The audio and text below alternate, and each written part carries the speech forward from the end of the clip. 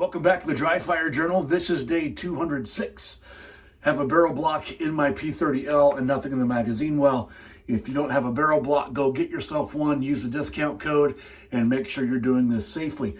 A quick reminder of why we do what we do. If you're watching this video, that means you've been to one of our live fire classes somewhere in the country, or you've checked this out through the REDHAWK family page. I'm aware this is not a huge audience.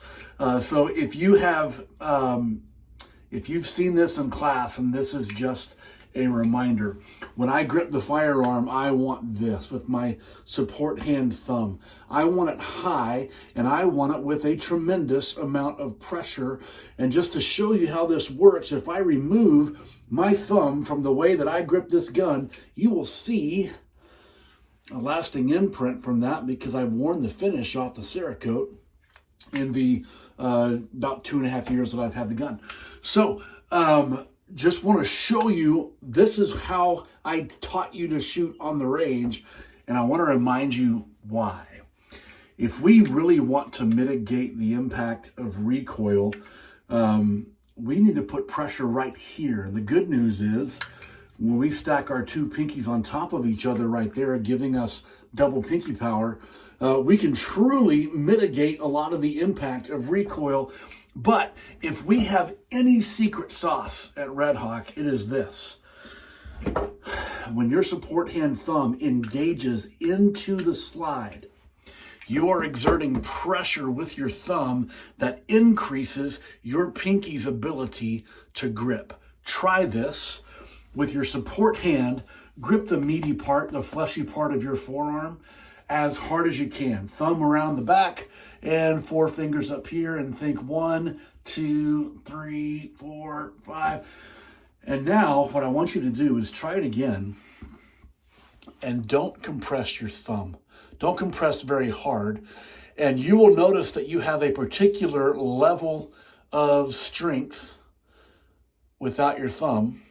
And then when you engage your thumb, you will feel your pinky gain, I'm guesstimating, somewhere about 20% more gripping power, which is what we need if we are going to be mitigating recoil.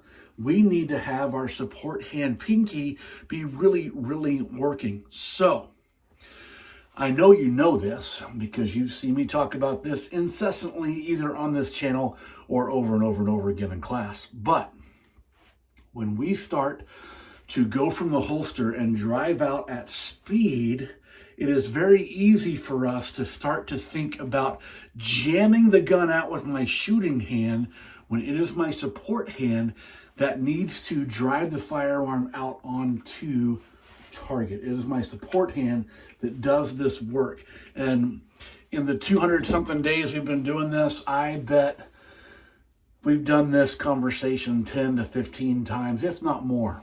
But how often can we over-remind ourselves of fundamentals that really matter?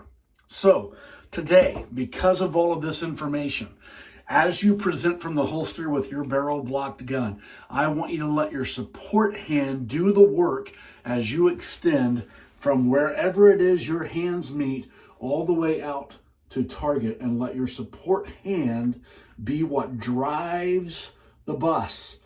And your support hand becomes a truck, and your shooting hand becomes an unpowered trailer, and it drives to target and coasts.